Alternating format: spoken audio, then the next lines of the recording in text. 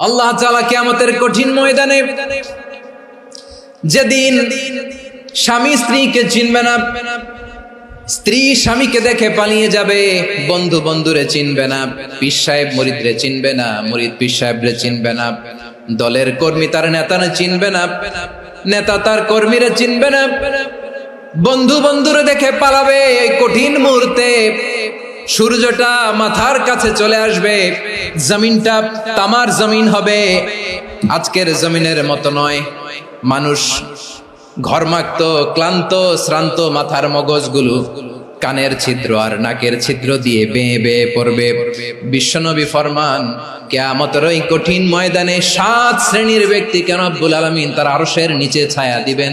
তার মধ্যে প্রথম শ্রেণীর ব্যক্তি হলো ইমামুন আদিল, যে ইনসাফের সাথে বিচার করে, যে জাস্টিস সমাজে সার্ভ করে, যে সুশাসন নিশ্চিত করে, ওই ইমামুন আদিল। আদিল শব্দটা বুঝছেন না? ইন্নাল্লাহা ইয়া'মুরু বিল আদল, পাইছেন? আদিল। 7 শ্রেণীর ব্যক্তিকে আল্লাহ তাআলা সুশীতল আরশের নিচে ছায়া দিবেন, যেদিন তার দেয়া ছায়া ছাড়া কোনো ছায়া থাকবে না। এর প্রথম হচ্ছে ইমামুন আদিল, ন্যায়পরায়ণ শাসক। চিল্লায় বলেন সুবহানাল্লাহ। আবার বিশ্বনবী বললেন, ইন্নাল মুকসিতিনা ইনদাল্লাহি আলা মানাবিরা মিন নূর আন ইয়ামিনির রহমান। কিয়ামতের দিন যারা ন্যায় পরায়ণ হিসেবে আল্লাহর সামনে দাঁড়াবে, কিয়ামতের দিন রব্বুল আলামিন তার আরশের ডান দিকে ওই ন্যায় পরায়ণ লোকদের জন্য আরশের ডান দিকে একটা নূরের মিম্বারে তাদেরকে বসার সুযোগ করে দিবে। আল্লাহর আরশের ডান দিকে ন্যায় পরায়ণ লোকদের জন্য আল্লাহ তাআলা নূরের মিম্বার বানাবে। 4টে কেন কথা মনে করেছেন? আল আদাল, জাস্টিস। ইন্নাল্লাহা ইয়া'মুরু বিল আদল। আল্লাহ তাআলা এই আদালতের নির্দেশনা দেন, সুবিচার, সুশাসন। প্রিয় ভাইয়েরা, এটা আমরা বাংলাদেশে চাই কি চাই না?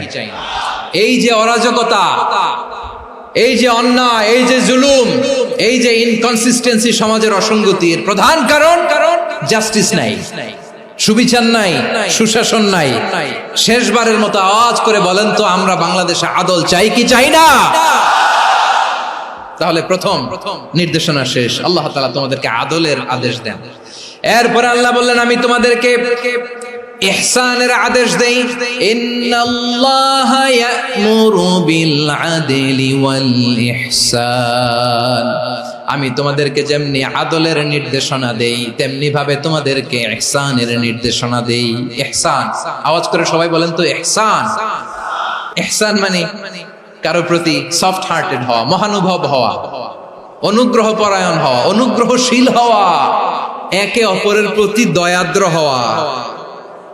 একে অপরের প্রতি দয়াদ্র, অনুগ্রহশীল হওয়া ছাড়া মানবিক সমাজ কশিনকালেও গঠন করা সম্ভব না। প্রিয় ভাইরা, সুন্দর আচরণ দিয়ে, ইহসান দিয়ে যা জয় করা যায়, নরম আচরণ দিয়ে যেটা অর্জন করা যায়, কঠোরতা দিয়ে সেটা পারা যায় না। বিষ্ণু ঈসা ইসলাম ইহসান দিয়ে, কোমল আচরণ দিয়ে, তার অনুগ্রহ দিয়ে তিনি অনেক কাফিরের হৃদয়কে জয় করে ফেলেছেন। সাইয়েদনা সুমামা ইবনে উসাল রাদিয়াল্লাহু তাআলা আনহুর কথা মনে পড়ে যায়। তিনি ছিলেন ইয়ামামার বাদশা। মদিনাতে বিশ্বনবীকে হত্যা করার নিয়তে এসেছিলেন। গোপনে গোপনে বিশ্বনবীকে হত্যা করে আবার ইয়ামামাতে তিনি ফিরে যাবেন। কিন্তু কি অবাক করা কাণ্ড, হত্যা করতে পারে নাই, সাহাবাদের হাতে তিনি ধরা পড়ে গেলেন। সাইয়েদনা সুমামা ইবনে উসাল রাদিয়াল্লাহু তাআলা আনহু হত্যার নিয়তে আসলেন, কিন্তু হত্যা করতে পারলেন না। সাহাবারা ওনাকে ধরে ফেললেন, ধরে মসজিদে নববীর পিলারের মধ্যে বেঁধে রাখলেন। সুমামা ইবনে উসাল, সিরাত থেকে শুনে, সিরাত থেকে শোনাচ্ছি, রাদিয়াল্লাহু তাআলা আনহু ইয়ামামার অধিপতি ছিলেন। বিশ্বনবীকে হত্যার জন্য আসছেন, ধরা পড়ে গেছেন, এখন মসজিদে নববীতে বেঁধে রাখছেন। তার মানে বন্দী। এখন স্ট্যাটাস কি? বন্দী, ক্যাপ্টিভ। তো বিষ্ণু ঈসা ইসলাম সাহাবাদেরকে বললেন, তার খোঁজ খবর নিও, সুমামা ইবনে উসালের খোঁজ খবর নিও। সাহাবার বলেন, ইয়া রাসূলুল্লাহ, আপনাকে হত্যা করতে এসেছে, তার তো কঠিন ক্যাপিটাল পানিশমেন্ট হওয়া দরকার, কঠিন শাস্তি হওয়া দরকার। বিশ্বনবী বললেন, না, আমি যেটা জানি তোমরা সেটা জানো না, তোমরা সুমামার সাথে ভালো আচরণ করো। বিশ্বনবী সুমামার কাছে গেলেন। প্রথম দিন যে তিনি কালেমার দাওয়াত দিলেন, ইমানের দাওয়াত দিলেন, ইসলামের দাওয়াত দিলেন, রিসালাতের দাওয়াত দিলেন, আখিরাতের দাওয়াত দিলেন। পরের দিন যে বিশ্বনবী সালাতের দাওয়াত দিলেন, যাকাতের দাওয়াত দিলেন, ইসলাম কি, কিভাবে, কেমন করে পালন করতে হয় চমৎকার আর্টিকুলেট করতে শুরু করলেন।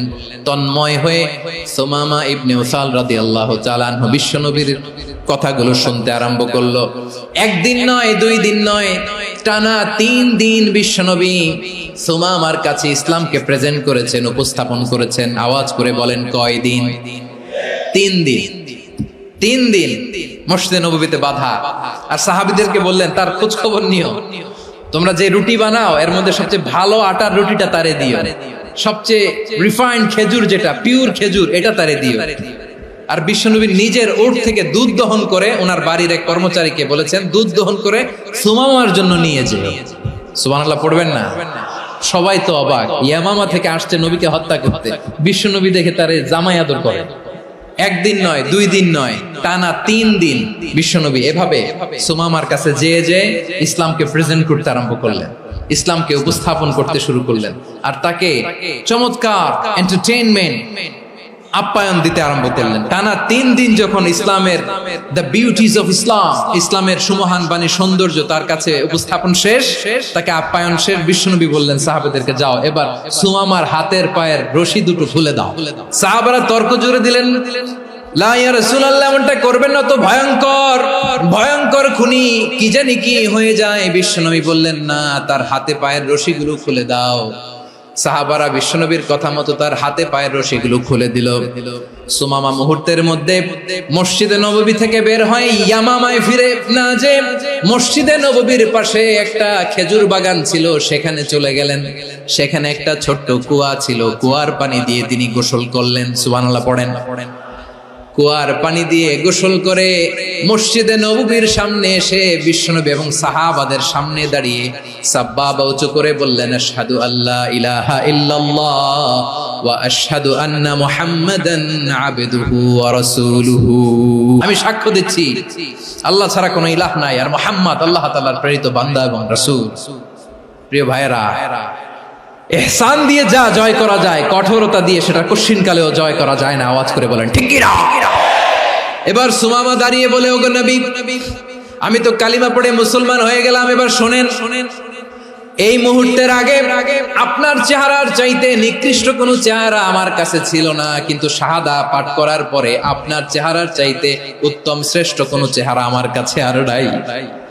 ও নবী, আজকের দিনের আগে ইসলাম ধর্মের চেয়ে নিকৃষ্ট অপছন্দনীয় কোনো ধর্ম আমার কাছে ছিল না, কিন্তু এই মুহূর্ত থেকে ইসলামের চেয়ে সেরা শ্রেষ্ঠ পছন্দনীয় কোনো ধর্ম আমার কাছে নাই।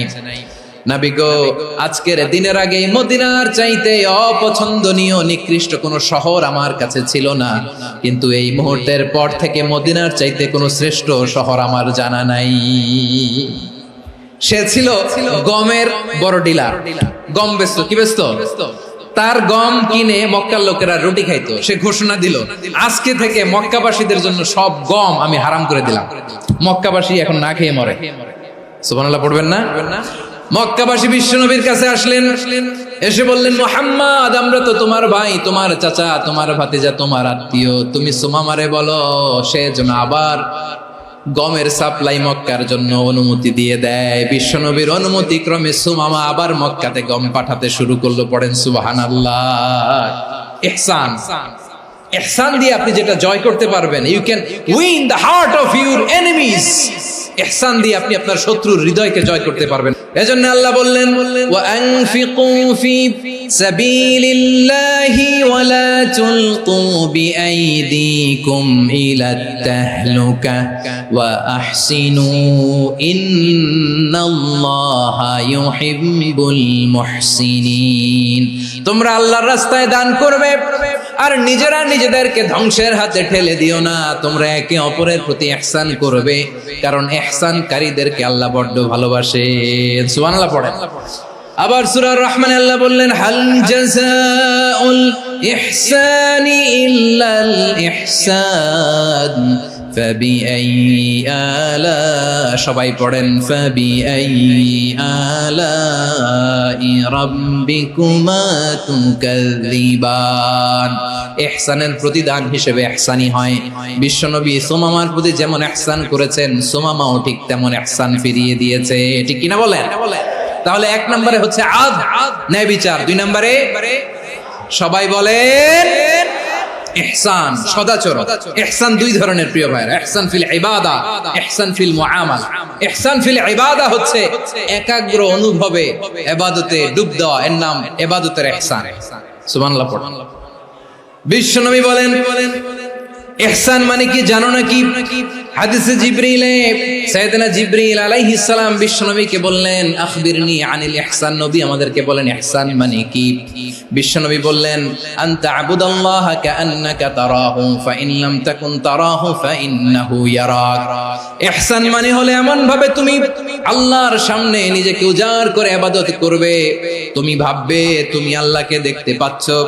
আর এটা যদি ভাবা তোমার জন্য কঠিন হয়ে যায়, অন্তত এতটুকু তুমি ভাববা যে আল্লাহ তোমাকে দেখতে পাচ্ছেন। ঠিক কিনা বলেন? ও আমার বীর চট্টলার ভাইয়েরা, কেউ যেটা দেখে না সেটা দেখে কে? এই বিশ্বাস হৃদয়ের মধ্যে আছে? নামাজে যখন দাঁড়ান এই ফিলিংসটা আনা যাবে? এসা পর্যন্ত যে আমরা হায়াত পাবো কোনো গ্যারান্টি আছে? সবাই আওয়াজ করে বলেন গ্যারান্টি আছে? গ্যারান্টি নাই। এজন্য বিষ্ণু ইসলাম বলেছে এমন ভাবে নামাজে দাঁড়াও, ইবাদত করো, মনে করো হতে পারে এটাই আমার জীবনের শেষ নামাজ। পারফর্ম দ্য সালাহ as if this is your last and final prayer. এমন ভাবে সালাতে দাঁড়াও, ভাবো হতে পারে এটাই তোমার জীবনের শেষ নামাজ। এমন ভাবে নামাজে দাঁড়াও, ভাবো এটাই শেষ নামাজ। তাহলে নামাজে একাগ্রতা বাড়ায় দিবে কে?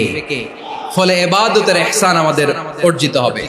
আর মুআমালাতে ইহসান হলো, বিশ্বনবী বলেন ইন্নাল্লাহা তাবারাকা ওয়া তাআলা كتب الإحسان على كل شيء فإذا قتلتم فأحسنوا القتلة وإذا ذبحتم فأحسنوا الذبح وليحد أحدكم شفرته وليرح ذبيحته। ইহসান দুই ধরনের, আওয়াজ করে বলতে হবে কয় ধরনের? একটা হচ্ছে ইহসান ফিল ইবাদা, ইবাদতে ইহসান। ইবাদতে ইহসান কি? একাগ্র অনুভব দিয়ে ইবাদত করা, মন প্রাণ দিয়ে ইবাদত করা। আর মুআমালাতে ইহসান কি? সব কাজে, দৈনন্দিন কাজে, কর্মে, সামাজিক অ্যাক্টিভিটিতে কোমলতা প্রদর্শন করা, অনুগ্রহের সাথে সবকিছু করা। আল্লাহ তাআলা ইন্নাল্লাহা তাবারাকা ওয়া তাআলা কাতাবাল ইহসান আলা কুল্লি শাই, তিনি সবকিছুর ব্যাপারে ইহসানকে আবশ্যক করেছেন। সবকিছু, মুমিনের সব কাজে ইহসানের পরশ থাকবে। ওয়া ইযা কাতালতুম ফাহসিনুল কিতলা, বিষ্ণুই বলেন তুমি যখন কাউকে হত্যা করো ইহসানের সাথে করো। সুবহানাল্লাহ পড়বেন না? যখন হত্যা করো তখনও ইহসানের সাথে। আচ্ছা হত্যা করবো আবার ইহসান আসবে করতে করে, তো মেরেই ফেলবো আমি। আল্লাহ, ও ভাই একজন খুন করেছে, খুনি, রাষ্ট্রীয় আইনে তার শাস্তি হয়েছে ডেথ পেনাল্টি, মৃত্যুদণ্ড। এখন মৃত্যুদণ্ড দেখে আপনি যেমনি মন চায় তেমনি মারবেন লোকটারে? ওর নাক কেটে ফেলতে পারবেন? ওর কান কাটতে পারবেন? ওর চোখ উপড়ে ফেলতে পারবেন আপনি? যেমন মন চায় তার অঙ্গহানি করা যাবে না। ইহসানের সাথে তাকে হত্যা করো। সুবহানাল্লাহ, this is Islam, this is the true essence of Islam. ওয়া ইযা যাবাহতুম ফাহসিনু যাবহা, যখন জবাই করবে তখনও ইহসানের সাথে জবাই করো। করব জবাই, ওইখানেও নাকি ইহসান। আচ্ছা কুরবানির দিন আমরা পশুগুলোরে কি করি বলেন সবাই আওয়াজ করে? জবাই। জবাই মানে তো এটার মেরেই ফেলতেছি, একটু পরে তো টুকরো টুকরো করে গোশতগুলো খাবো, এটা তো খাবো, এটা তো মেরেই ফেলবে। বিষ্ণু বলে না, জবাইয়ের মধ্যেও মুমিনের জবের ভেতরেও ইহসানের পরশ থাকা চাই। যখন জবাই করবে প্রাণীটাকে হাত পা টাইট করে বেঁধে নাও, ছুরিটাকে শার্পেন করে নাও, ধারালো করে নাও, যাতে অল্প সময়ে জবাইটা হয়ে যায়, প্রাণীটা যাতে কম কষ্ট পায়। সুবহানাল্লাহ পড়ে। দিস ইজ কল্ড ইহসান। আল্লাহ তাআলা যেমনি আদলের আদেশ করেছেন, ন্যায় বিচার, জাস্টিস এনশিওর করতে বলেছেন, সমাজে ইহসানের ব্যবহার, ইহসানের অনুশীলন তিনি করতে বলেছেন। এজন্য মুমিনের প্রতিটি কাজে, আমার চট্টগ্রামের ভাইয়েরা আমার দিকে তাকান, খেয়াল করে শুনুন, মুমিন জীবনের প্রতিটি কাজে ইহসানের পরশ থাকা চাই। আমরা যেন আমাদের পরিবারের প্রতি ইহসান করি, আমরা যেন আমাদের কর্মচারীদের প্রতি ইহসান করি, আমরা যেন আমাদের কলিগদের প্রতি ইহসান করি, আমরা যেন আমাদের ভাইদের প্রতি ইহসান করি। মুমিন জীবনের প্রতি কাজে ইহসানের পরশ থাকার দরকার আছে না নাই? কথা বুঝতে পেরেছেন? তাহলে আল্লাহ তাআলার তিনটা আদেশ ছিল, কয়টা গেল? প্রথমে কি ছিল? আদল। 2 নম্বরে, 3 নম্বরে রব্বুল আলামিন বললেন ওয়া ইতাইদিল কুরবা, নিকটাত্মীয়দেরকে দান করো। নিকট আত্মীয়দেরকে দাও, যারা তোমাদের ব্লাড কানেকশনের আত্মীয় তাদেরকে তোমরা দাও। এখানে জেনারেলি বললেন দাও, কি দিব সেটা তিনি এখানে বলেন নাই, সেটা তিনি সূরাতুল ইসরার মধ্যে বলেছেন। আল্লাহ বলেন ওয়া আতিদাল কুরবা হাক্কা, নিকট আত্মীয়দেরকে তাদের অধিকার, তাদের প্রাপ্য তোমরা বুঝিয়ে দাও।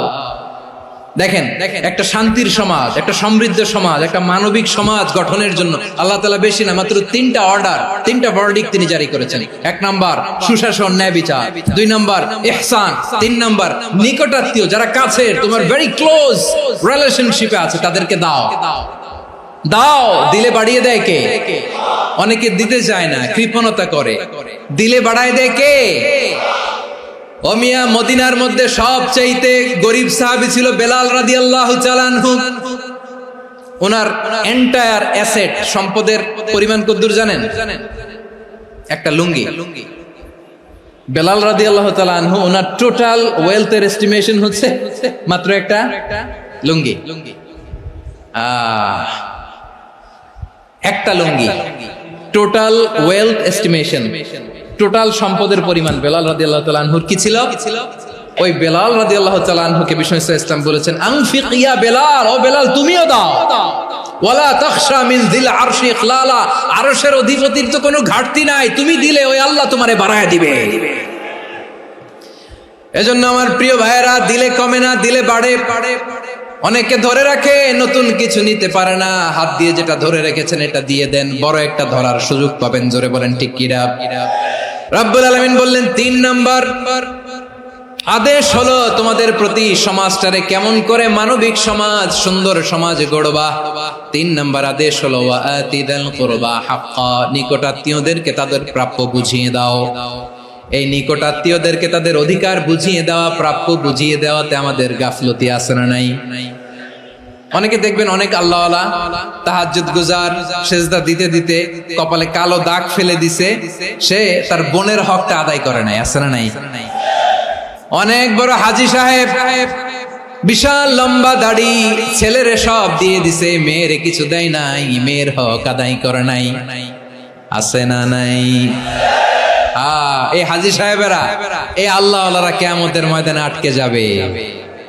আপনি অন্যের অধিকার নষ্ট করেছেন, তাদের রাইটস কে ভায়োলেট করেছেন। এজন্য আল্লাহ তাআলা বলেন, কারো অধিকার যদি কেউ নষ্ট করে, ওই সমাজটা মানবিক সমাজ কঠিনকালেও হতে পারে না। এজন্য 3 নম্বর আল্লাহ বললেন ওয়া ইতাইদিল কুরবা, নিকটাত্মীয়দেরকে দাও। কি দিবা? তাদের অধিকার দিয়ে দাও। বোনের অধিকার বুঝিয়ে দাও, মেয়ের অধিকার বুঝিয়ে দাও, ফুফুর অধিকার বুঝিয়ে দাও। দেখবেন অনেক মায়েরা ছেলের পাতে মুরগির রান দেয়, মেয়ের পাতে দেয় মুরগির ঠ্যাং। তো মেয়ের কি মুরগির রান খেতে মনে যায় না? মনে যায় না? এমনটা করা যাবে না। নিকটাত্মীয়দেরকে অধিকার দিয়ে দাও, নিকটাত্মীয়ের সাথে সুসম্পর্ক রাখো। আদেশটা কার? এজন্য প্রিয় ভাইয়েরা, জীবনে যদি বারাকা অর্জন করতে চান, নিকটাত্মীয়দের সাথে সুসম্পর্ক রাখতে হবে, তাদের জন্য উপহার পাঠাতে হবে। বিশ্বনবী বলেন লা ইয়াদখুলুল জান্নাতা কাতে, যে ব্যক্তি আত্মীয়তার সম্পর্ককে ছিন্ন করে দেয়, সে কশিনকালেও আল্লাহর জান্নাতে ঢুকবে না। আপনি কি এটারে সহজ হাদিস মনে করছেন? এটা সহজ কথা। আপনি ভাবছেন আপনার নামাজ আপনারে বাঁচাতে পারবে, আপনার রোজা বাঁচাতে পারবে, আপনার তাহাজ্জুদ আপনারে বাঁচাতে পারবে? আপনি অধিকার নষ্ট করলে কিছুই আপনারে বাঁচাতে পারবে না। এজন্য নিকট আত্মীয়দেরকে দিতে হবে বেশি বেশি। বিশ্বনবী বলেন ইন্না সাদাকাতা আলাল মিসকিনি সাদাকা ওয়া আলা যির রাহিমি ইসনাতান সাদাকাতুন ওয়া সিলা। মিসকিন রে দান করলে শুধু দানের সওয়াব হয়, নিকট আত্মীয়কে দান করলে 2টার সওয়াব হয়, সাদাকার সওয়াব হয়, আবার আত্মীয়তার বন্ধন অটুট রাখার সওয়াব হয়ে যায়। আবার বিশ্বনবী বললেন মান সাররাহু আইয়ুবসাতা লাহু ফি রিজকিহি ওয়া ইনসালাহু ফি আসারিহি ফালইয়াসিল রাহিমা। যে ব্যক্তি তার রিজিকের প্রশস্ততা চায় আর হায়াতে বরকত চায়, সে যেন তার আত্মীয়ের সাথে সুসম্পর্ক রাখে। আমার প্রিয় চট্টলার ভাইয়েরা, আমাদের রিজিক বাড়ুক, এটা আমরা চাই কি চাই না? সবাই চান? হ্যাঁ, আমাদের রিজিকে প্রশস্ততা আসুক, চাই কি চাই না? আমাদের হায়াতে বরকত আসুক, আমরা চাই কি চাই না? এই দুইটা যদি চান তাহলে নিকটাত্মীয়দের সাথে সুসম্পর্ক রাখবেন। পারবেন? তাহলে সমাজটারে মানবিক সমাজ বানায় দিবে কে? তিনটা আদেশ চলে গেল। 1 নম্বরে কি ছিল? 2 নম্বরে, 3 নম্বরে নিকটাত্মীয়দেরকে দান। আল্লাহ তাআলা তিনটা জিনিসের যেমনি আদেশ করেছেন, অনুরূপ ভাবে তিনটা বিষয় তিনি বারণ করেছেন, নিষেধ করেছেন, ওগুলোর কাছেও যাওয়া যাবে। রাব্বুল আলামিন বলেন, ওয়ায়ানহা আনিল ফাহশাই ওয়াল মুনকারি ওয়াল বাগি। আমি যেমনি তিনটি বিষয়ে আদেশ করলাম, অনুরূপ ভাবে তিনটি বিষয়ে বারণ করলাম, নিষেধ করলাম। আমার 1 নাম্বার নিষেধাজ্ঞা হলো অশ্লীলতার প্রতি। ফাহশা, ওয়ায়ানহা আনিল ফাহশা, আল্লাহ তাআলা অশ্লীলতাকে নিষেধ করেছেন। কোন জিনিসকে? সবাই বলুন, কোন জিনিসকে? যত ধরনের, যত টাইপের, যত ক্যাটাগরির অশ্লীলতা হতে পারে, সব অশ্লীলতাকে হারাম করেছেন কে? ফাহশা মানে কি? কথায়, কাজে, আচরণে, কমেন্ট, ফেসবুকের কমেন্টসে যত ধরনের নোংরামো আছে, যত ধরনের অশ্লীলতা আছে, এটাকে আরবিতে বলে ফাহশা। রাব্বুল আলামিন বলেন, কুল ইন্নামা حرم ربي الفواحش ما ظهر منها وما بطن। ও নবী, আপনি বলে দেন, আমার রব প্রকাশ্য, অপ্রকাশ্য, স্পষ্ট কিংবা অস্পষ্ট, দৃশ্যমান কিংবা অদৃশ্যমান সব অশ্লীলতাকে হারাম করেছেন। সব ধরনের অশ্লীলতা হারাম। আল্লাহ তাআলা আমাদেরকে অশ্লীলতা থেকে বাঁচাও। এবার বলেন, আমাদের সমাজে অশ্লীলতা আছে না নাই? অশ্লীলতা নানা ভাবে, নানা নামে, নানা মোড়কে আমাদের সমাজে আছে না নাই? সংস্কৃতির নামে, ফ্যাশনের নামে, বিনোদনের নামে, উপন্যাসের নামে, কনসার্টের নামে অশ্লীলতা আছে না নাই? আপনি দেখেছেন কনসার্টগুলোর অবস্থা? আমাদের তরুণ তরুণীরা, আমাদের যুবক যুবতীরা, আমাদের জেনজিরা, কি অবস্থা ওইখানে? কনসার্টের নামে অশ্লীলতা আছে না নাই? ছেলে মেয়ে একে অপরকে জড়ায় ধরতেছে, একে অপরকে চুমু খাচ্ছে, প্রকাশ্যে, দিবালোকে, গণমানুষের সামনে। আল্লাহ তাআলা এই অশ্লীলতা থেকে আমাদেরকে বেঁচে থাকতে বলেছেন। রূপালী জগতের নামে অশ্লীলতা আছে না নাই? এই টার্মটা আপনারা জানেন না? রূপালী জগৎ কি জগৎ? আসলে কি রূপালী জগৎ না অন্ধকার জগৎ? আমার বোনেরা, আপনাদেরকে যে কি বলে তারা বুঝায়, রূপালী জগৎ শুনেই আপনি ভরকে যাবেন না। রূপালী জগতে যে নারী যত বেশি উলঙ্গ, সে নাকি তত বেশি সাহসী। জানেন? বলে এটা একটা সাহসী নারী, খুব সাহসী পদক্ষেপ তার। যত বেশি শরীর থেকে কাপড় নামাতে পারবে, যত বেশি বস্ত্রহীন হয়ে নিজেকে প্রেজেন্ট করতে পারবে, সে নাকি তত বেশি সাহসী। আমার চট্টলার ভাইয়েরা, শয়তানের প্রথমে এজেন্ডা ছিল বনি আদমকে বস্ত্রহীন করা। সে আদম এবং হাওয়া আলাইহিস সালামকে নিষিদ্ধ গাছের ফল খাইয়ে তাদেরকে বস্ত্রহীন করেছে। এই জামিনেও সে আমাদেরকে বস্ত্রহীন করতে চাইবে। এই রূপালী জগতের নামে তারা এটা করে। আমার প্রিয় বোনেরা, আপনি জানেন না আপনার দাম কত? ওরা আপনাদেরকে বিজ্ঞাপনের সস্তা পণ্য বানাতে চায়। ওরা আপনাদেরকে ওদের ভোগের লিপসার টুলস বানাতে চায়। ওরা আপনাদেরকে দিয়ে ওদের খায়েশ পূরণ করতে চায়। এটা আপনাদের জন্য মোটেও ডিগনিটি নয়, এটা আপনাদের জন্য সম্মান নয়। আপনার সম্মান শালীনতায়, আপনার সম্মান হেজাবে, আপনার সম্মান ভদ্রতায়, আপনার সম্মান আপনার ডিসেন্ট পোশাকে। পোশাক বলে দেয় এই নারীটা ভদ্র না অভদ্র। পোশাক বলে দেয় এই মেয়েটা কোন ঘরের মেয়ে। আপনি জানেন না, আপনারা সস্তা পণ্য বানায়, ভোগের পণ্য, বিলবোর্ডে আপনাকে উলঙ্গ করে উপস্থাপন করে। এই অশ্লীলতার সাথে ইসলামের কোনো সম্পর্ক। এজন্য আল্লাহ বলেন, আমি অশ্লীলতাকে হারাম করেছি। অশ্লীলতাকে হারাম করার প্রথম কারণ হলো এর মাধ্যমে মানবতাকে অপমানিত করা হয়, কারণ মানুষের সম্মান মানুষের পোশাকে। মানুষ যখন পোশাকহীন হয়ে যায়, বস্ত্রহীন হয়ে যায়, তার সম্মান কমে যায়, ঠিক কিনা? অশ্লীলতাকে হারাম করার প্রথম কারণ হচ্ছে মানুষ মানুষকে অপমান করে। একটা নারী, সে তো সম্মানিত, নারী যে কত সম্মানিত নারীর এটা বুঝেই নাই। বিশ্বনবী বলেন, আর দুনিয়া কুল্লুহা মাতা ওয়া খায়রু মাতা'আদ দুনিয়া আল মারআতুস সালিহা। আমার বোনেরা, 5টা প্যান্ডেলে আপনারা এলইডিতে আমার আলোচনা শুনছেন, আমি জানি। আপনাদের এই গর্ভ যে কত দামি আপনি জানেন না। আপনার পেট থেকেই আসবে আগামী দিনের সালাহুদ্দিন আল আইয়ুবী। আপনার পেট থেকেই আসবে অনাগত দিনের ইমাম মাহদী আল মুনতাযর। আপনার পেট থেকেই আসবে অনাগত দিনের ফয়সাল, ওয়াসিম, মুগ্ধ, আবু সাইদের মতো বীর যোদ্ধা। আমার প্রিয় বোনেরা, আমার প্রিয় বোনেরা, বিশ্বনবীর কথার ওজন খেয়াল করেন। আর দুনিয়া কুল্লুহা মাতা ওয়া খায়রু মাতা'আদ দুনিয়া আল মারআতুস সালিহা। দুনিয়ার সবকিছুই অ্যাসেট, এর মধ্যে সবচেয়ে দামি অ্যাসেট নেককার নারী। আপনার গর্ভ যে কত দামি আপনি জানেন না। নিজের সময়টাকে কাজে লাগান, কোরআন পড়েন, সুন্নাহ পড়েন। আপনার অনেক দায়িত্ব ঘরে।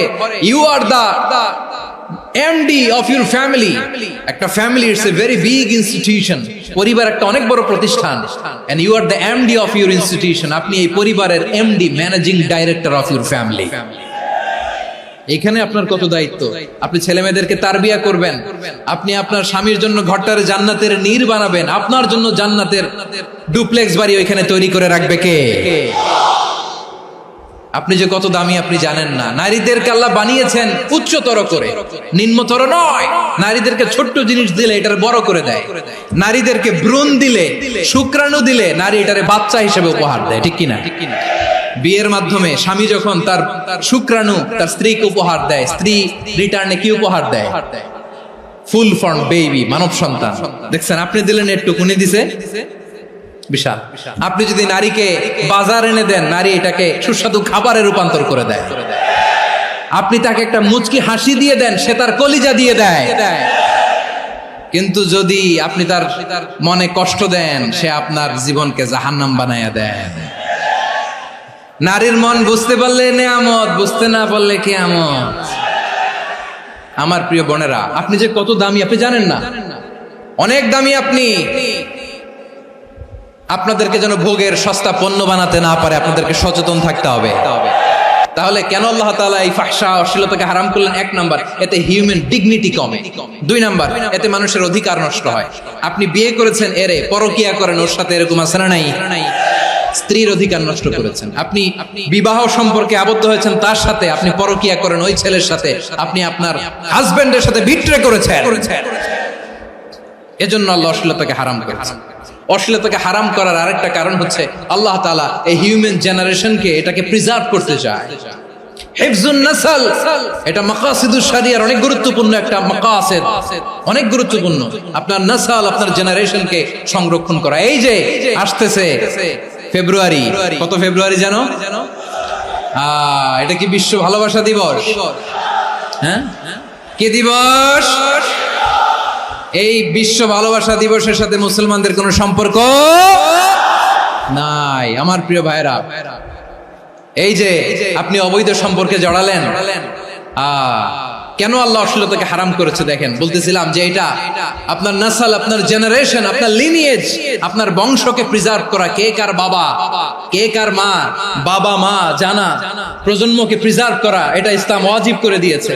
এই যে অবৈধ সম্পর্কের কারণে, বিশ্ব বেহায়া দিবসের কারণে, এগুলোর আউটকাম, আউটপুট হিসেবে মাঝে মাঝে এই ঢাকা মেডিকেলের ডাস্টবিনে নবজাতকের বাচ্চার কান্নার আওয়াজ শুনতে পাওয়া যায়। চট্টগ্রাম মেডিকেলের ডাস্টবিনে নবজাতকের কান্না শুনতে পাওয়া যায়। বীর চট্টলার মুসলমানেরা বুঝতে পারলে আওয়াজ করে বলেন, এই যে চট্টগ্রাম মেডিকেলে যে নবজাতকটা পাওয়া গেল, ওর বাবাকে আমাকে বলেন, ওর মাকে, ও কোন ফ্যামিলির সন্তান কেউ জানে? আপনি হিউম্যান ডিগনিটিকে অপমান করেছেন না? আপনি তার ভবিষ্যৎকে অন্ধকার করেছেন না? আপনি তার লিনিয়েজকে প্রশ্নবিদ্ধ করে দিয়েছেন না? এই জন্য আল্লাহ তাআলা অশ্লীলতাকে আমাদের জন্য হারাম করে দিয়েছেন। পড়েন সুবহানাল্লাহ। এই জন্য রাব্বুল আলামিন বলেন, কুল ইন্নামা حرم ربي الفواحش ما ظهر منها وما بطن প্রকাশ্য প্রকাশ্য সব অশ্লীলতাকে হারাম ঘোষণা করে দিয়েছে কে? আবার দুনিয়ার বুকে যারা অশ্লীলতার প্রসার করে তাদের জন্য শাস্তি মজুদ রেখেছে কে? রব্বুল আলামিন বলেন, ইন্নাল্লাযীনা ইউহিব্বুনা আন তাশিআল ফাহিশাতু ফিল্লাযীনা আমানু লাহুম আযাবুন আলীমুন ফিদ দুনিয়া ওয়াল আখিরাতি ওয়াল্লাহু ইয়ালামু ওয়া আনতুম লা তা'লামুন। নিশ্চয়ই যারা বিশ্বাসীদের মাঝে অশ্লীলতার প্রচার প্রসার করতে চায় তাদের জন্য আমি মর্মন্তুদ শাস্তি প্রস্তুত করে রেখেছি, দুনিয়াতেও রেখেছি, আখিরাতেও রেখেছি। ঘোষণাটা কার? যারাই নাটকের নামে, সিনেমার নামে, রূপালী জগতের নামে, মুভির নামে, ওটিটি প্ল্যাটফর্মের নামে আমার সমাজে অশ্লীলতা ছড়াতে চায় তাদের জন্য কঠিন মর্মন্তুদ শাস্তি মজুদ রেখে দিয়েছে কে? ও আমার বোনেরা, এখনো আপনি জাগবেন না? এখনো আপনার চিন্তার দুয়ারে এখনো নাড়া পড়ে নাই? ওরা আপনাকে উলঙ্গ বানাতে চায়, ওরা আপনাকে আইটেম গার্ল বানাতে চায়। এজন্য ইসলাম অশ্লীলতাকে হারাম করেছে। হারাম। ইসলাম বলেছে যোজন যোজন দূরে থাকো, ওরা বলে না কাছে আসো, কাছে আসার গল্প, ক্লোজ আপ ওয়ান, কাছে আসার গল্প আছে না নাই? তাহলে অশ্লীলতার সাথে আমাদের কোনো সম্পর্ক? সবাই বলতে পারেননি, আওয়াজ করে বলুন, অশ্লীলতার সাথে আমাদের কোনো সম্পর্ক? আমরা এই সমস্ত ক্লোজ আপ ওয়ান, কাছে আসার গল্পের প্রোগ্রামে যাব? আমরা কোন ধরনের অশ্লীল কন্টেন্ট সোশ্যাল মিডিয়ায়, টিভিতে দেখব? কি যুগ যে আমরা কাটাচ্ছি আপনি কল্পনা করতে পারবেন না। পর্ন ইন্ডাস্ট্রি, নারী পুরুষের বস্ত্রহীন যুগল দৃশ্য, এটাকে দিয়ে ওরা কোটি ডলারের ইন্ডাস্ট্রি বানিয়েছে। পুরো মানব ইতিহাসে এরকম জঘন্য সময় মানব ইতিহাস পার করে নাই। পর্ন এটা ইন্ডাস্ট্রি হয়ে গেছে। আমাদের এই যুবকগুলো, জেনজিগুলো, ওদের চরিত্র বাঁচাবে কি করে? কেমন করে হেফাজত করবে ওদের এই মূল্যবান চরিত্র? আমার প্রিয় ভাইরা, এই অশ্লীলতার দ্য লেটেস্ট ভার্সন হচ্ছে LGBTQ, শরীফ থেকে শরীফা। শুনছেন আপনারা? দেখতে পুরুষ, আসলেই পুরুষ, সুস্থ একজন পুরুষ, 4 সন্তানের বাবা, বলে আমি মনে মনে নারী। দেখতে নারী, সুস্থ নারী, আসলেই সে দিব্যি একজন নারী, বলে আমি মনে মনে পুরুষ। সবচেয়ে ভয়ঙ্কর অশ্লীলতার সবচাইতে লেটেস্ট ভার্সন হচ্ছে এই ট্রান্সজেন্ডারিজম। সুস্থ পুরুষ তার বায়োলজিক্যাল গ্রোথকে হরমোন দিয়ে স্টপ করে দিয়ে সে সার্জারি করে নারী হতে চায়, সুস্থ নারী পুরুষ হতে চায়। পুরুষ পুরুষের প্রতি সেক্সুয়ালি আকর্ষণ বোধ করে। এটা লূত আলাইহিস সালামের কওমের মধ্যে ছিল। এটাকেও আল্লাহ কোরআনে ফাহিশা বলেছেন। ওয়ালুতান ইয ক্বালা লিকাওমিহি আতা'তুনাল ফাহিশাতা মা সাবাকাকুম বিহা মিন আহাদিম মিনাল আলামিন। লূত আলাইহিস সালাম বললেন, তোমরা কি এমন এক অশ্লীল কার্যক্রমে ডুব দিলে নাকি যেটা গোটা বিশ্বের কেউ কখনো করে নাই? তোমরাই প্রথম করেছো। পড়েন নাউযুবিল্লাহ। এই পশ্চিমের এই রোগ আমার দেশে যেন আসতে না পারে, আমাদের সজাগ থাকতে হবে। প্রিয় ভাইরা, চিল্লায় বলেন ঠিক কিনা? পশ্চিমের অবস্থা ভয়ঙ্কর। পাশ্চাত্যে, আমি যুক্তরাষ্ট্রে ছিলাম অনেকদিন, কয়েক মাস, বিভিন্ন স্টেটে ঘুরেছি। গার্ডিয়ানরা উদ্বিগ্ন, ছেলে মেয়েদেরকে, ছোট্ট ছেলে মেয়ে, ওদেরকে জিজ্ঞেস করে, তুমি how do you feel right now inside yourself? তুমি ভিতরে ভিতরে কেমন ফিল করো? তোমার কি ছেলে ছেলে লাগে না মেয়ে মেয়ে লাগে? আচ্ছা বলেন, এই ছোট্ট বাচ্চাটা ওকে এগুলো জেন্ডার অ্যাসাইনমেন্ট বলতে এগুলো কিছু বুঝে? এইভাবে মিসগাইড করা হচ্ছে। কৌতূহল বশত ছোট্ট ছেলে যদি বলে আমার তো মেয়ে মেয়ে লাগে, তখন বলে যে না তুমি মেয়ে, ছেলে না। মা বাবা বাধা দিলে ওকে আলাদা গভর্নমেন্ট হাউসে নিয়ে যায়। ভয়ঙ্করতম অবস্থা। আমরা একটা সময় শুনতাম যে হুজুর আমার ছেলেটা খুব ভালো, হাফেজে কোরআন, আল্লাহওয়ালা। হুজুর আমার ছেলে দাড়ি রাখছে, আল্লাহওয়ালা। হুজুর আমার ছেলে 5 ওয়াক্ত সালাত জামাতের সাথে পড়ে, তার মানে আল্লাহওয়ালা। পশ্চিমে যে আমি কি শুনছি জানেন, ওরা বলে হুজুর আমার ছেলেটা ইউনিভার্সিটির একটা মেয়ের সাথে প্রেম করে, ও খুব আল্লাহওয়ালা, হুজুর দোয়া করবেন। এর কারণ ওদের কাছে আল্লাহওয়ালার ক্রাইটেরিয়া হচ্ছে হুজুর আমার ছেলেটা আরেক ছেলের পছন্দ করে নাই, আমার মেয়েটা আরেক মেয়েকে ভালোবাসে নাই, এজন্য আমার ছেলেটা আল্লাহওয়ালা, হুজুর ওর জন্য একটু দোয়া করে দিয়ে। কি চ্যালেঞ্জ ওরা ফেস করতেছে, ওনার ছেলে যে আরেক ছেলেরে বিয়ে করবে না, এটাতেই উনি খুশি যে আলহামদুলিল্লাহ আমার ছেলেটা একটা মেয়েরে ভালোবাসে, আমার মেয়েটা একটা ছেলেরে ভালোবাসে, মানে এটা খুব আল্লাহওয়ালা। নাউজুবিল্লাহ পড়তে পারলেন না? এজন্য অশ্লীলতার সাথে আমাদের কোন সম্পর্ক। রাব্বুল আলামিন বলেন ওয়ায়ানহা আনিল ফাহশাই ওয়াল মুনকারি ওয়াল বাগি, তিনটা জিনিসকে আমি নিষিদ্ধ করলাম। এক নাম্বার হলো ফাহশা, অশ্লীলতা। দুই নম্বরে হলো মুনকার, সমস্ত মন্দ কাজ। মুনকার মানে হচ্ছে যত মন্দ কাজ, খারাপ কাজ, বাজে কাজ, এটার বলে মুনকার। এটার কি বলে? আপনারা পড়ছেন না, তা'মুরুনা বিল মা'রুফি ওয়া তানহাউনা আনিল মুনকার। সৎ কাজের আদেশ, অসৎ কাজের নিষেধ। মুনকার, মুনকার হচ্ছে মানুষের স্বাভাবিক বিবেক বোধ যেটাকে খারাপ বলে, ওইটাই মুনকার। পৃথিবীর সব আসমানি গ্রন্থ যেটাকে খারাপ বলেছে, মানুষের স্বাভাবিক বিবেক বোধ যেটাকে খারাপ বলেছে, এগুলো সব মুনকার। যেমন ইফতিজিং, এটা কি ভালো না খারাপ? মজুদদারি, খাদ্যে ভেজাল দেওয়া, ওজনে কম দেওয়া, মাছে ফরমালিন মিশানো, চাঁদাবাজি, টেন্ডারবাজি, দখলবাজি, এগুলো আমাদের স্বাভাবিক বিবেকেই বলে এগুলো খারাপ, এগুলো হচ্ছে মুনকার। আল্লাহ তাআলা এই মুনকার থেকে আমাদেরকে বেঁচে থাকতে বলেন, আর শয়তান এই মুনকারের প্রতি আমাদেরকে উদ্বুদ্ধ করে।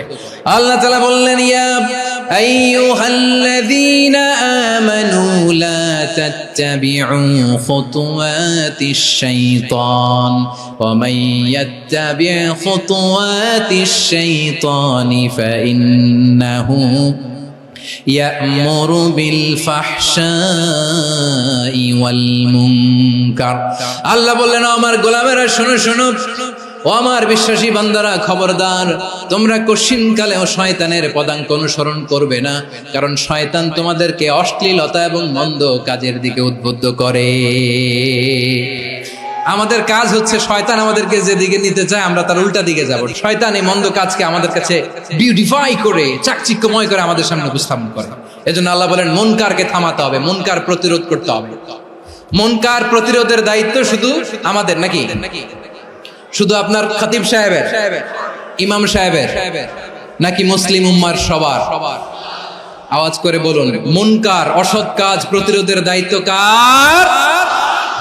রাব্বুল আলামিন বলেন কুনতুম খায়রা উম্মাতিন উখরিজাত লিন-নাসি তা'মুরুনা বিল মা'রুফি ওয়া তানহাউনা আনিল মুনকার। তোমাদেরকে শ্রেষ্ঠ জাতি করে জমিনের মধ্যে আবির্ভূত করা হয়েছে, যাতে করে তোমরা জমিনের ভেতরে সৎ কাজের আদেশ করতে পারো আর অসৎ কাজের নিষেধ করতে পারো। উম্মাহ, কুনতুম খায়রা, তাহলে গোটা উম্মার দায়িত্ব, এটা বুঝতে পারছেন তো? আচ্ছা, আরো নিচে আসেন। এরপরে আল্লাহ বললেন শুধু উম্মাহ না, এই জমিনের রাজত্ব আমি যাদের হাতে দেই, এই জমিনের মালিক আমি যাদেরকে বানিয়ে দেই, যাদেরকে আমি সরকারের দায়িত্ব দেই, তাদেরকেও মুনকার প্রতিরোধের দায়িত্ব দিয়েছে কে?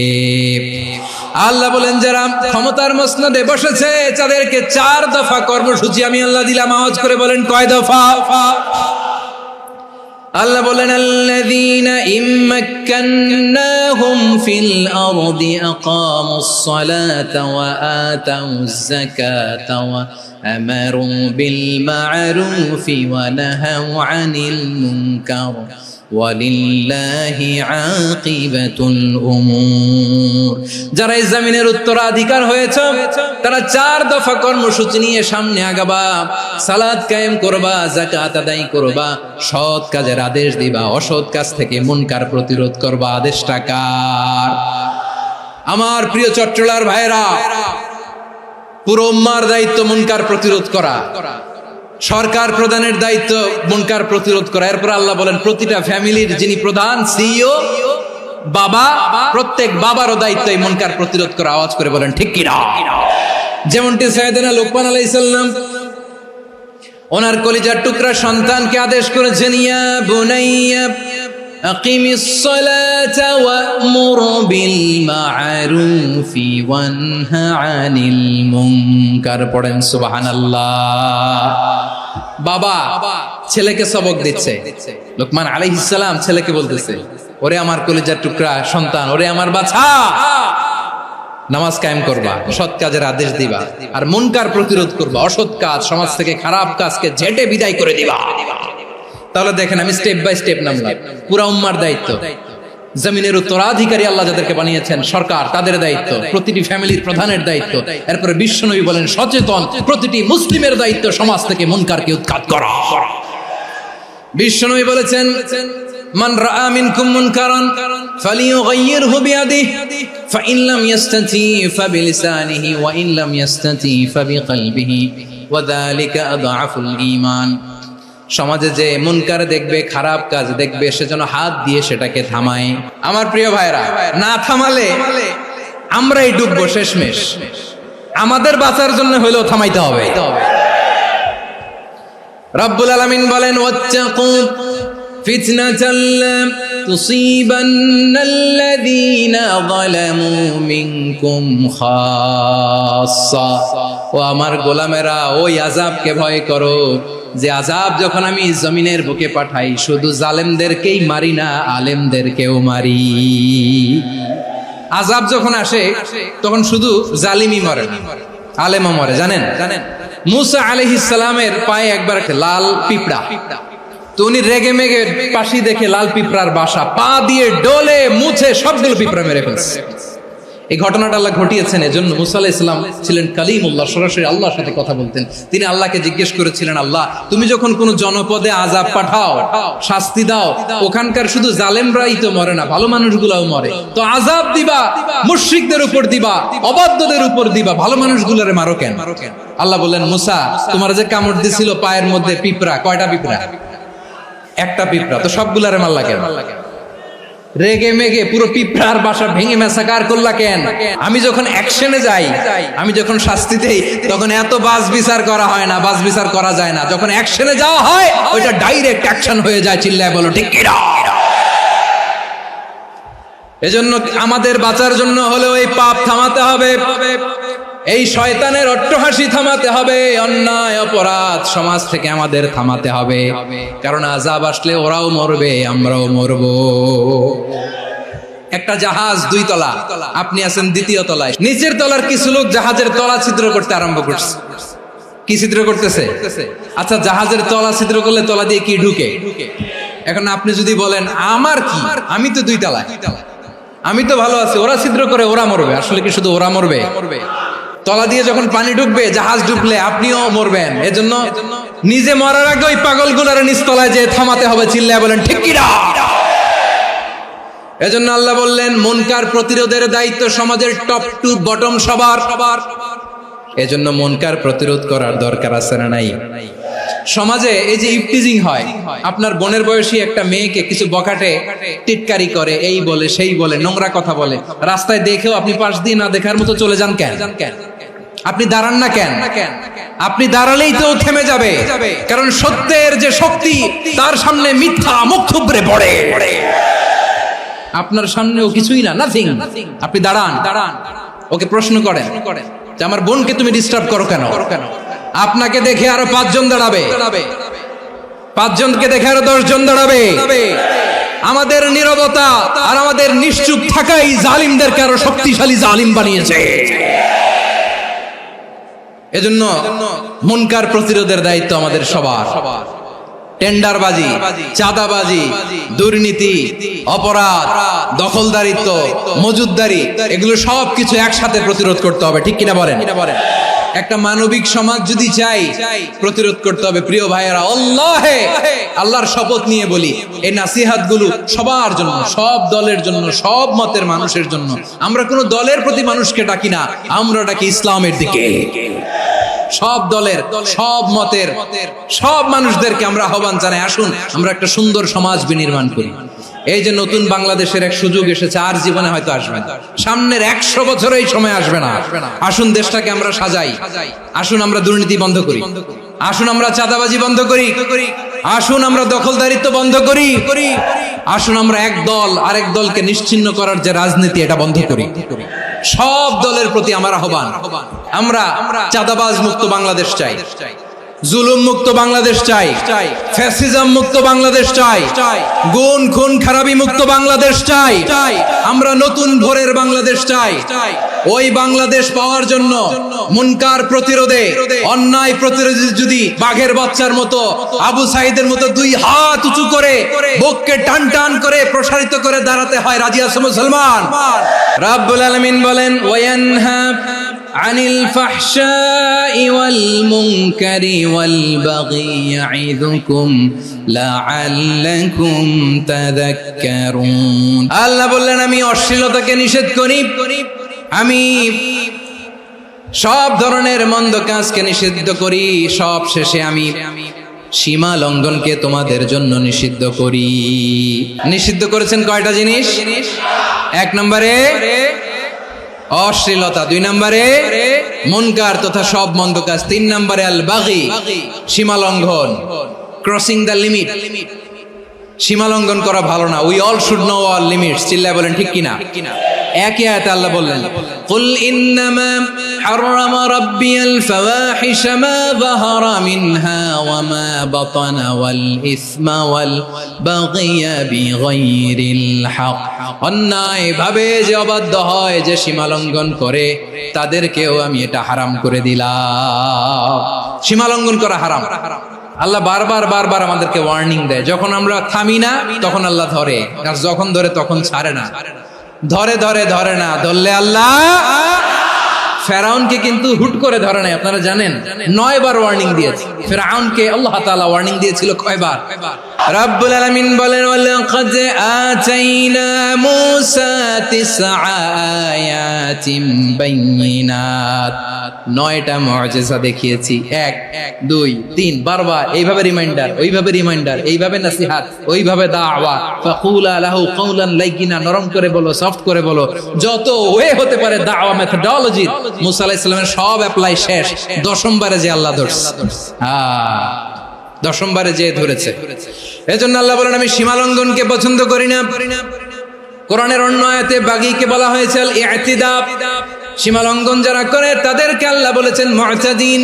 ওয়াকাতিলু ফি সাবিলিল্লাহিল্লাযীনা ইউকাতিলুনাকুম ওয়া লা তা'তাদু ইন্নাল্লাহা লা ইউহিব্বুল মুতাদিন। আমি সীমা লঙ্ঘনকারীদেরকে কোশ্চিনকালেও পছন্দ করি না। আমরা যেন সীমা লঙ্ঘন না করি, রাজি আছেন তো? যে কোনো ক্ষেত্রে ইবাদতে যেন সীমা লঙ্ঘন না করি। অনেকে আমরা ইবাদতে সীমা লঙ্ঘন করে ফেলি। বিশ্বনবী সাল্লাল্লাহু আলাইহি ওয়াসাল্লাম যেটা শিখিয়েছেন এর বাইরে যে অতিরিক্ত বুজুর্গ হতে চায়, এরকম আছে না নাই? কোন ক্ষেত্রে সীমা লঙ্ঘন করা যাবে, এমনকি যুদ্ধ ক্ষেত্রেও না। বিশ্বনবী সাল্লাল্লাহু আলাইহি ওয়াসাল্লাম বলেন খবরদার যুদ্ধ ক্ষেত্রেও সীমা লঙ্ঘন করো না। কি সুন্দর ইসলাম আমরা পেয়েছি। বিশ্বনবী বলেন খবরদার যুদ্ধের ময়দানে কোনো নারীর গায়ে হাত তোলো না, কোনো শিশুর গায়ে হাত তোলো না, কোনো গবাদি পশু হত্যা করো না, কোনো শস্য ক্ষেত্র ধ্বংস করো না, ইবাদতরত অন্য ধর্মের কোনো সন্ন্যাসীর গায়ে হাত তোলো না। বলেন সুবহানাল্লাহ। তাহলে আমরা সীমা লঙ্ঘন করতে পারবো? প্রিয় ভাইরা, একটা সুখী, সমৃদ্ধ, শান্তির সমাজ, মানবিক সমাজ যদি আমরা গঠন করতে চাই, আমাদের আল্লাহর দেয়া কয়টা আদেশ মানতে হবে বলেন দেখি? আর বেঁচে থাকতে হবে কয়টা জিনিস থেকে? আল্লাহর আদেশ কি? 1 নাম্বার আদাল, ন্যায়পরায়ণতা। আমরা সুবিচার, সুশাসন, ন্যায় বিচার চাই কি চাই না? 2 নম্বরে কি ছিল? মাশাআল্লাহ, আমরা যেন সবার প্রতি দয়া পরবশ হই, ইহসান করি। 3 নম্বরে কি ছিল? নিকটাত্মীয়দের দান করা, তাদের অধিকার প্রাপ্য বুঝিয়ে দেওয়া। পাশাপাশি 3টা জিনিস থেকে আল্লাহ বারণ করেছেন, নিষেধ করেছেন। তার প্রথমটা ফাহশা, অশ্লীলতা। অশ্লীলতার সাথে আমাদের কোনো সম্পর্ক। 2 নম্বর নিষেধাজ্ঞা কি ছিল? আল মুনকার, সমাজের যত মন্দ কাজ এগুলোকে আমরা প্রতিরোধ করব। রাজি আছেন তো সবাই? 3 নম্বরে আল বাগী, সীমালঙ্ঘন। কোন মুসলিম সীমালঙ্ঘন করে না। রাব্বুল আলামিন শেষে বললেন ইয়াইদুকুম লাআল্লাকুম তাযাক্কারুন, আল্লাহ তোমাদেরকে উপদেশ দেন যাতে তোমরা শিক্ষা গ্রহণ করো। আমরা উপদেশ দেব, আমরা জোর করে কাউরে কিছু মানাতে চাই না। লা ইকরাহা ফিদ্দিন ওয়া যাক্কির ফা ইন্না যিকরা তানফাউল মুমিনিন। উপদেশ দিলে এটা মুমিনদের কাজে দেয়।